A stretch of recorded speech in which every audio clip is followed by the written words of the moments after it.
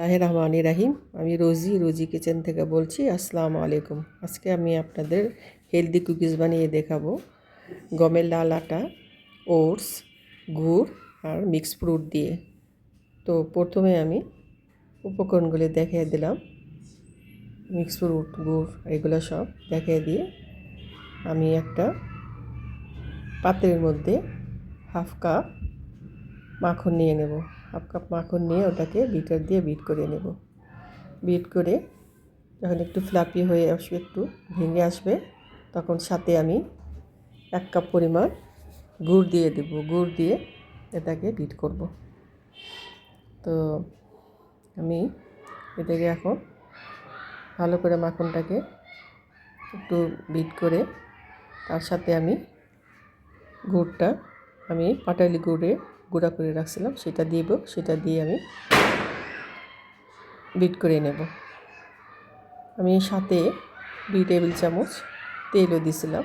এই যে তেল দিয়ে তারপরে আমি এটাকে আবার বিট করব যতক্ষণ না পর্যন্ত সেটা ফ্লাপি হয়ে পুরো সাদা হয়ে যায়, সে পর্যন্ত আমি এটাকে বিট করব। এই যে পুরো একবারে সাদা হয়ে যাচ্ছে। আস্তে আস্তে আমি আরেকটু বিট করব, করে যেন ফ্লাফি হয়ে যাবে, তখন আমি শুকনো উপকরণগুলো দিয়ে দেব। এই যে এখন আমি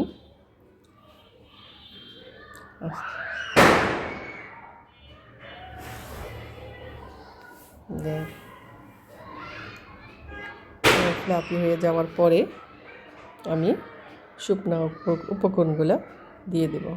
এখন আমি দিয়ে দেব 1 কাপ গমের লাল আটা দেব। তার আগে একটা আমি ডিম দিয়ে দেব। ডিম দিয়ে এটাকে ফেটে নেব, ভালো করে ফেটে তারপরে দেব।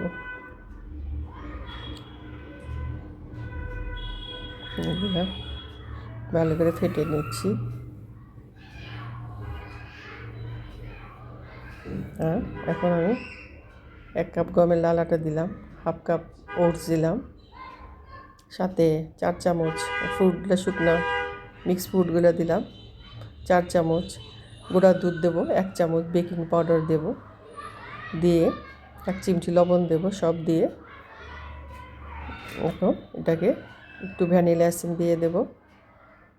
দিয়ে সব কিছু দিয়ে আমি ভালো করে মেখে নেব। স্প্যাচুলা মাখা ভালো হচ্ছে না, আমি হাত দিয়ে ভালো করে মেখে নেব। হাত দিয়ে ভালো করে মেখে একটু শুকনো হয়ে গেলে আপনারা একটু দুধ দিয়ে নেবেন। আমিও 2 চামচ দুধ দিয়েছিলাম, 2 চামচের মতো দুধ লাগছিল। দিয়ে আমি এটাকে ভালো করে মাখিয়ে এটার সাথে আমি একটু তিলও দিয়েছিলাম। তিল দিয়ে এটাকে আমি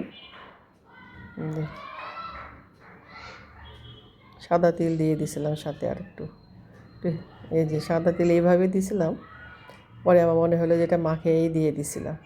এই যে তিলগুলো মেখে আমি গোল গোল করে বিস্কিটের আকার করে নিলাম। নিয়ে এটাকে একটা কেকের মোল্ডের মধ্যে আমি তেল গ্রিস করে ব্রাশ করে তারপরে আমি সাজিয়ে নিলাম।